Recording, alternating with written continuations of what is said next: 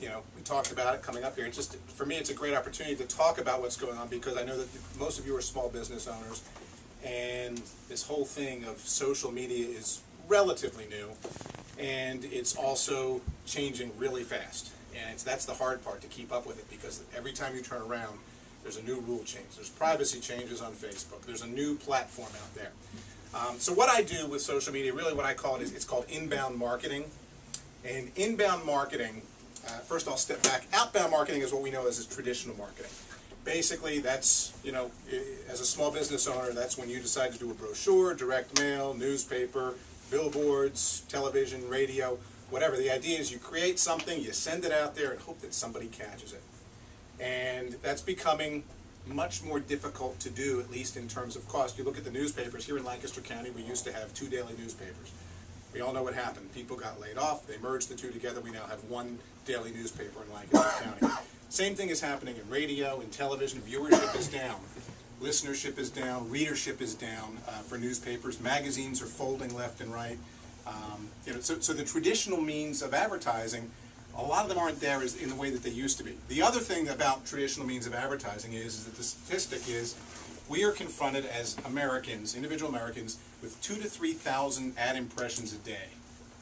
You think about that, billboards, radio commercials, television commercials, you walk down the grocery store aisle, and theoretically every one of those is an ad impression when you see cereal boxes.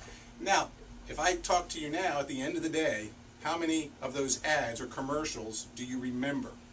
I mean, when you drive down the highway, are you really seeing those billboards?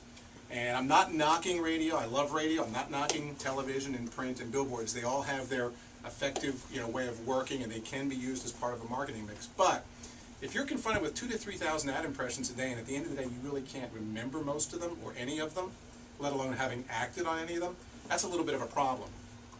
And as someone who has a business and you're trying to get the word out about your business, you have to make decisions, especially in this economy, as to how you're going to spend your money and how you're going to allocate your time and put your energy so that you can get the best bang for your buck, or what they call ROI, return on investment. And what happens with these things that go out there and these outbound advertisements, if there's 3,000 a day and you can't remember them, there's 2 things that are happening. One is we have built-in filters. We've gotten to the point where, if the TV's on and a commercial comes on, we just sort of tune it out. We've learned how to filter on our own. Same thing with radio commercials, same thing with billboards. The only time I look at billboards is when I'm driving, to North Carolina and my kids say, let's play the alphabet game, and we're looking for letters of the alphabet. And even then, I'm not reading what the billboard says, I'm just looking at distinct letters on there.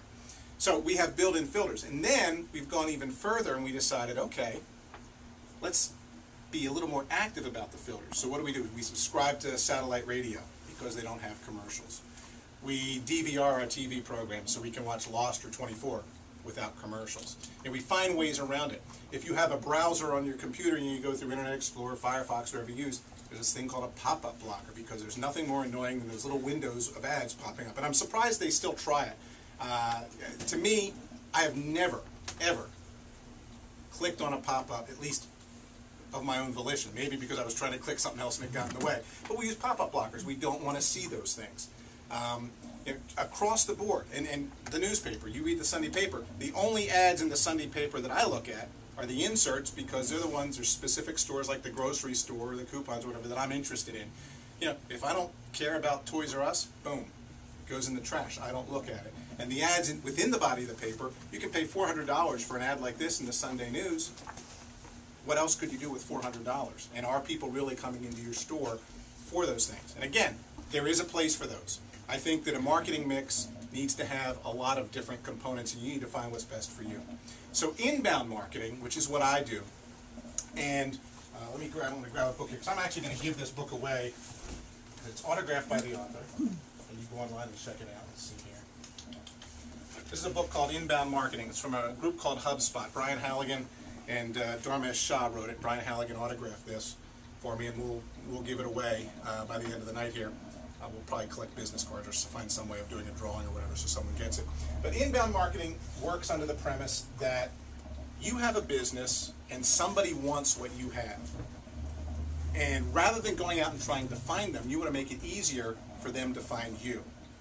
And there's 3 prongs or 3 pillars that make up inbound marketing. And I work primarily in two of those pillars, and the third pillar goes along with those two, sort of follows naturally. And the three pillars are social media, blogging, and this cryptic little thing known as SEO, or search engine optimization, which you hear people talking about. If you're getting a website built, you'll have people talking about it. You may have someone coming to you saying, if you pay us X amount of dollars, we'll optimize your website, whatever. And it's a process that has to keep going on. And what search engine optimization is, how many of you know does anybody here know what search engine optimization is?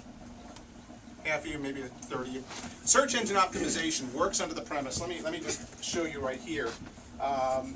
Basically, we work with Google for the most part because 80-some% of all searches go through Google when you look at search engines. And if you look for, let's just do bookstores, Lancaster. And what search engine optimization tells us is that 80% of the click-throughs on a Google search come from the very first page. So 80% of anybody that clicks through is going to click through what's here on this page. And then if you go even further, 60% of the click-throughs are above the fold. People don't even scroll down. So the goal here in search engine optimization is I want to be here because I'm going to, I have a better chance of getting a click-through. And there are ways that you can work it so that you get multiple listings in some of these. Now, I don't know how much you know about Google, and I'll do this real quick before we go any further. These are your Google local listings, which they've really optimized now, and you can get this for free and do it yourself. It's very easy. It's a good thing to do.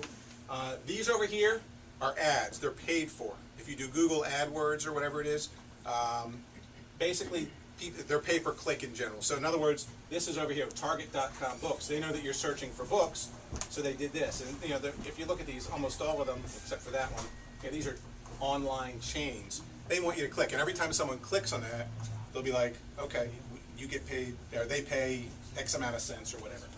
And then these are your regular things. Sometimes up here you'll see like a bluish bar with a couple things. Those are also ads. So your goal is to get in here. So this is one great way of doing it, is by getting your free local Google thing. But I work primarily, and I help with SEO, but I work primarily in blogging and social media, and the two really work together closely. And the main reason I work in those is because if you do those two things and get involved in those actively and effectively, it will help you here. The way search engine optimization works is Google has this strange algorithm that it's constantly tweaking to figure out what's the most important thing to put up there. And they're trying, and one of the things that's happening with searches, by the way, is they're becoming more real time and they're becoming more local. So if I do a search, even if I did a regular search for bookstore, not even bookstore Lancaster, if I did the search for bookstore and someone in California did the exact same search, we're going to come up with completely different things. And they're heading in the whole thing, there's this thing known as the semantic web. Some people call it web squared, some call it web 3.0, where we could both be in the same room using two different computers and doing the search, and because it's my computer and it knows how I'm searching and things like that, it'll come up with different searches based on my preferences as yours. And that's where we're headed with this.